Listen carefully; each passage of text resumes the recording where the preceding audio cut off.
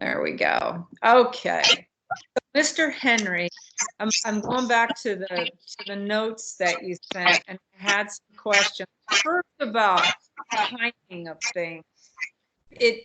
He was found in the colony in January, and then he went to a foster, and then he went to adoptions and was returned. So how long have you had him? Just clear that up for me. I've had him since February 15th. Okay. And so how long was he with his first foster? Let's see. He was found in early January. I don't have an exact date. And then he was adopted on January 15th. So he was only with his first foster for maybe 2 weeks before he got adopted. Okay. Okay. And then the adopters only had him a couple days, and it was where did sorry. No, go ahead. From February or from January 15th till February 4th, the adopters had him. Okay. I had to go back and get dates today so that I had a better time frame for you. Yeah. And then where was he from February 4th till the 15th? Back to the original foster. Okay. And that was the foster home that you were saying he was really sweet and nice to everybody there, right? So at first he was. When he first got there, he was out. He was very loving. He would cuddle with them. Very sweet cat. And then I found out that he got adopted, and he was returned because he was biting the adopters. I wasn't told until probably last week that he was biting the fosters before he was even adopted. So he never should have been adopted. Okay. But I didn't get a piece of information. I just recently found that out. Okay. Yeah. And so when you're saying he's biting the fosters, is he biting the people or the cats or both? Both. At the foster. At the people that adopted him, it was just the adopters that he was biting, but there was no other cats in the house. He was the only cat there, so there was no other cat for him to bite. Okay. Okay. That helps me. And then in your house, you said, when we talked about the cats being able to go outside, you were saying they're all allowed to go outside once they are acclimated and leash trained. So you don't let them just out to free roam, or do you have a catio, or how's that work? It depends on the cat. So my cats, my actual cats, all my actual big cats go outside. None of the kittens go outside. I have an adult cat who has a bad back. She was abused. She's not allowed outside. Henry, I did not leash train. I did take Henry outside with me on the deck, and we spent probably like a week on the deck, and he never really left the deck, so I was okay with letting him try to be outside, and he's done really well. He hardly ever leaves the deck. When he does, he's like off to the side, like in one of the gardens. But I don't see him. I've never seen him go into the woods. I've never seen him try to go out to the street or anything like that. Okay. But it sounds like you're in a pretty secluded area. Yeah, I mean, I have neighbors. I'm on a dead end. I live outside of the city. I'm surrounded by woods on the back and on the one side. And then the other side of my house is like 2 acres until the next neighbor. And none of the neighbors are bothered by him. My one neighbor on the other side of the woods has chickens that my cat tries to steal. And she just calls me and she was like, "Hey, my chicken's out. Can you come get your cat?" None of the neighbors are really bothered by them, luckily. I was lucky with that because I know cats are annoying. Yeah, some people find them that way. So let me ask you too there. So here in Dallas, when we get a stray cat in, really regardless of its behavior, we spay and neuter it and we return it to the colony that it came from. You don't do that there, I'm assuming? So Henry was not a colony cat. He was not living in that colony. He appeared one day. So the rescue, and I don't work with them as far as the rescue that I do foster with, they feed colony cats. They don't necessarily rescue all the time. They don't take in cats from other people. There's no shelter. But when a new cat appears in the colony, oh, I think we froze. I still got you. There we go. Okay. Yeah. When a new cat appears in the colony and it's friendly, she pulls them out because she's afraid that the colony cats are going to be mean to it. So Henry was found. She found him one day. He had an abscess on his face. He was very friendly, wanted to be petted, very nice. So the following day, she trapped him and pulled him out. And that's how we got Henry. But normally, yes, we would trap, neuter, and return it to its home. But Henry didn't appear to be a feral cat. Right. Okay. Okay. But he's acting like he's not fully socialized is part of your problem. Attitude, yes, but he still loves to be petted. I can touch him. I can pick him up. Mm-hmm. Just as instances where he decides he doesn't like whatever's happening and he lashes out. It's weird. Yeah. I've never seen it before. And so you're saying this is happening on the form you filled in 1 to 2 times a week. This happens where he is biting you or the other cats. Tell me what's happening around a situation where he might bite. So he's only tried to bite me once, and that was his second day here. I have a room that's the kitty room, I call it, and that's where all the new cats go before they're allowed to come out and socialize with any of the other cats. And he was in that room and he was locked in there. He couldn't get out to the other cats. And I was in there and I was just sitting with him and he was rubbing all over me and I was petting him. And I assumed that I must have petted him longer than he wanted me to because he turned and tried to nip at me and he missed. But I didn't get mad. I just got up and I left the room for a few hours and then I waited and I went back in and he was fine. And that's the only time he's ever tried to bite me. So I can't say for sure what caused him to bite the other people because I wasn't there. As far as the other cats go, as long as when I let him out of that room and he goes outside and he'll spend the day outside, he'll come back in and he goes straight to his room. He wants to go in his room. So I'll close the door and he'll sleep in there. If he decides he doesn't want to be in his room and I decide to let him wander around the house, he'll be good for like an hour or two. And then all of a sudden I hear all this commotion happening and Henry's beating up a cat. But I never see what starts it. So I don't know, are my cats picking on him and he's retaliating, or is he just going after them? Right, right. So when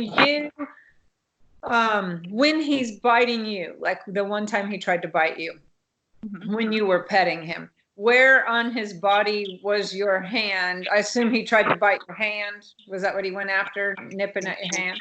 And where was your hand on his body when he turned to bite? It was just below his head, like on his shoulders. Okay. Okay. And so he's fighting with the other cats also 1 to 2 times a week? Yes. Okay. And what happens? I know you don't see what triggers it, but I'm assuming when you hear the fighting going on, then how do you react?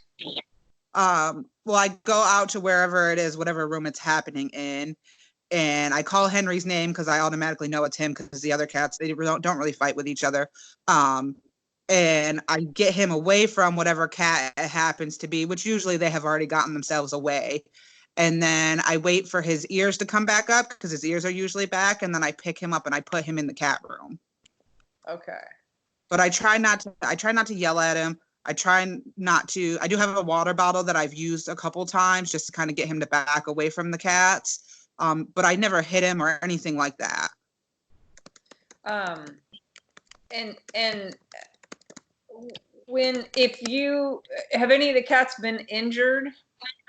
I do have one here, and that's what I thought at first too. I have a cat here named Cheeto that has burns. He has chemical burns around his neck. He was found in a colony with burns, and he's still healing, and he wears a bandage around his neck. And the first cat that Henry picked on was him. And I was like, okay, well, he's injured. He probably smells funny. He's not, Cheeto's not a dominant cat at all. He's such a pushover and so sweet. So I figured he was probably just picking on him. He's the easiest target. Then when he got my cat Fuzzball and my cat Kirby, I thought that was really strange because Kirby and Fuzzball are very dominant cats and they're not easily pushed over. Like Fuzzball has always run my house. Since the day she came in here, she was boss and that was it. And so I thought that that was strange. And then I was like, okay, then it's obviously not just because Cheeto's injured, because Fuzzball and Kirby are not injured. Mm-hmm.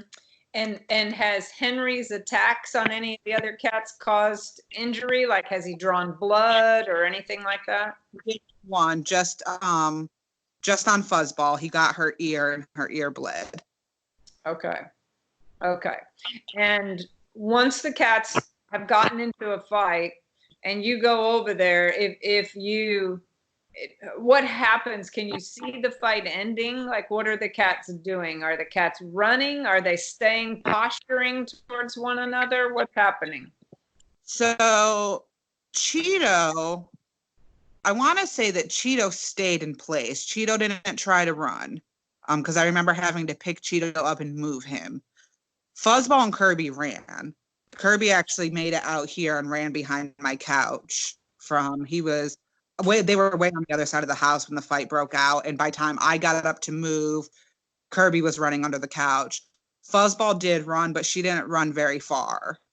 But he doesn't seem to be chasing them either. So it seems to be happening wherever it's happening, but he's not going after them once they run. That was going to be my next question, is what does he do? They run off and then he continues doing whatever it was he was trying to do. Distracted or just doesn't care, whatever. Yeah. And do these fights happen in the same place in the home or different places, or primarily? 3 different rooms with 3 different cats. Okay. So, and you've had him since January 15th. So you've had him about 5 weeks, 4 or 5 weeks. Right. So this has happened, you've had about 5 fights, is that right? No, only 3. Okay, so just the 3 fights in the last 4 or 5 weeks. Okay. Right. Because I don't let him wander out anymore. I've stopped it. Okay, so you now have him sequestered in a bedroom by himself. Right. Well, he goes outside during the day, and then when he does want to come in, because sometimes he does cry to come in, he wants to come in, and I'm going to let him in. I let him come in, and he comes in, and he'll either, if he walks to, my fiance has like a computer room, sometimes he'll walk in there, so I'll clear all the cats out of there for him so that he can be around people, because sometimes he just wants to be around people, I think. So I'll kick all the cats out of there and I'll let him hang out in there for a little bit, or he'll go straight to the kitty room, and that's right to his bed, and that's where he wants to be. And so I'll close the door and let him hang out in there. So it just depends on where he goes, but I don't let him socialize with the cats inside of the house, but he does socialize with the outside cats, and he doesn't bother them outside. Okay. And same cats he comes in contact with outside and doesn't fight with them there. Is that what you're saying? Right. Okay. Yep. Only fighting with the same cats inside. Okay. Okay. Show me, let's start, if you'll tour me around, show me kind of like litter boxes, show me the litter boxes, show me what you feed him, show me him in his room and where the fights have taken place, and that kind of stuff. Okay. I get really crappy service in my house, so if we happen to lose each other, I'll call back. Okay. Okay. So. And you have 14 cats in the house right now, is that right? Yes, they're never all in the house at the same time, though. Okay. My big cats don't come in often. I have some that only come in for maybe like an hour to eat dinner, and then they're back outside. They don't like to be in. So this is the far side of the house, and this is my bedroom and my bathroom, and that's where I have one litter box. Okay. And what type of litter are you using? I actually use a couple different ones. I have, all my litter boxes are fairly different sizes. I have one cat with a bad back. So I have like ones with like a lower side, a higher side. Some have more litter, some have less litter. I have unscented litter and scented litter just to kind of keep everybody happy. And I have one cat who doesn't even like to pee in the litter. She likes to pee on the empty box. So I have a couple of things going on so that everybody's happy, because I do like all my cats, but I don't like the smell of cat pee in my house. And other than the one that likes to go in the empty box, you don't have any issues with them peeing outside litter boxes? No, I did. Cheeto, which you can see him, he's over here. He's the injured one. He had a are you there? I think we I'm here. froze. I'm here. He had a UTI and he was for a little while, but he's all fixed. And no, none of them pee outside of the box. It's fantastic. That's great. This is where their hard food is. They get hard food during the day when I'm at work, and then they get wet food at dinner time. This is the kitty room. So this is where Henry hangs out when he comes in, and he's got his bed and his food dishes, and he has a kitty tower and a blanket and his toys. He loves to play, actually. And then there's a room in here, and so that's his litter box. Okay.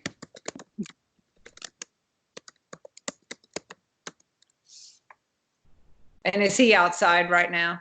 He is, but he comes to me when I call. He's very good. This is the front room, like when you're coming off my deck. This is where all my smaller cats hang out. Like there's one sleeping right there. This is their favorite room to be. There's 2 litter boxes here, a covered one, a not covered one. Some of their favorite beds and toys. And this is where they usually play at nighttime. And this is where one of the fights had happened with the one that he drew blood with my fuzzball. That's where that had happened. Okay. This is the main bathroom, and we have a litter box back here. Okay. Excuse me. Please ignore this room. This is my fiance's room. I do not clean it. We have a litter box here. I do have a pee pad in front of it because one of their butts hangs out of it sometimes, and they'll drip down the side. That's a good looking box. We have some cat beds in here. We have a cat sleeping. We have I have a kitten who, oh, he's over there. I don't know if you can see him. He's gonna run.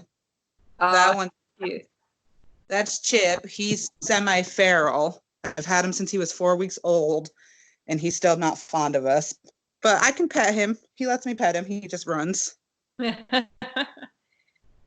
So Chip is very attached to one of my kittens, Loki, and they kind of hang out in here like this is their area. They like to be in there. So each cat kind of has their own area of the house, but they don't really appear to be very dominant about it. Let's see if we ignore my deck. I was cleaning today. Oh, there's Henry. Are you there? Oh, he's cute. Okay. He's very cute, and he can be a sweet guy. I can pet him. He purrs. Those little white boots. Yeah, he's cute. He is. And everybody's spayed and neutered, I assume, right? Everybody is. Yep. Yeah. Great. Oh yeah, Henry? he's adorable. Yeah, he's like, pet me, pet me. He does, and that's why I'm like, I get so, I guess annoyed would be the word, frustrated maybe, that he lashes out on the cats because he's so sweet and he's so cute. And so the one fight happened in that front room where your young cats were. Where did the other 2 fights happen? No, Mama, you can't go outside. Get in there. So the one with Fuzzball happened in this front room. The one with Kirby happened in Dave's computer room on this bed, actually. And I don't know, nobody else was home, so I don't know if Kirby was sleeping and Henry snuck up on him. I don't know. And then the one with Cheeto was in Henry's room. So I kind of connected that to being like, you're in my space, get out. But the other two I can't figure out. Okay. Okay. All right, that helps me. And then when you feed them, you leave dry food down all day. And then when you feed them at night with wet food, what are you feeding them? They get Friskies only because they will not eat anything else. Mm-hmm. And how much you feed, like all 14 cats at the same time at night, wet food, or? Yes, except for Henry. So Henry gets more wet food than the others because of his. So I found out, I talked to the vet. He's not quite in stage 1 renal failure. He's borderline. Okay. So he gets more wet food than the other cats do because he needs more of the moisture. But he refuses to eat renal food. He will not touch it. He didn't eat it 2 days for me because he refused. So he get 2 full cans of Friskies every day, 1 in the morning and 1 at night. Okay. And then he has dry food. I leave dry food out on the deck for him. And there's a neighborhood stray that comes by and eats too. And then my cats, the cats inside, get dry food down all day. And then they all get a half of wet food at night, just a half a can. Okay. Okay, good. So what I think is happening here is very, first of all, just very natural behavior. I think you've had him a relatively short period of time as far as a cat getting acclimated to a new environment. So a lot of this is going to work itself out just with time. But just to kind of give you some background, all cats, you know, they evolved as a solitary species. So in the wild, without support from a colony caregiver, they will typically live 1 cat to about a 6 city block area, and they don't come together. They don't, you know, they're not social creatures. They haven't evolved with a social hierarchy like dogs do. Dogs have a hierarchy where there's an alpha dog, and they have, you know, and we are their usually alpha in their pack. And dogs will, you know, include humans and other dogs in establishing a pecking order, if you will. Cats don't really have that. Cats do have dominance. There's definitely dominance in a cat family. You know, that there is a cat that's more dominant or exerting dominance, and sometimes that changes, where dogs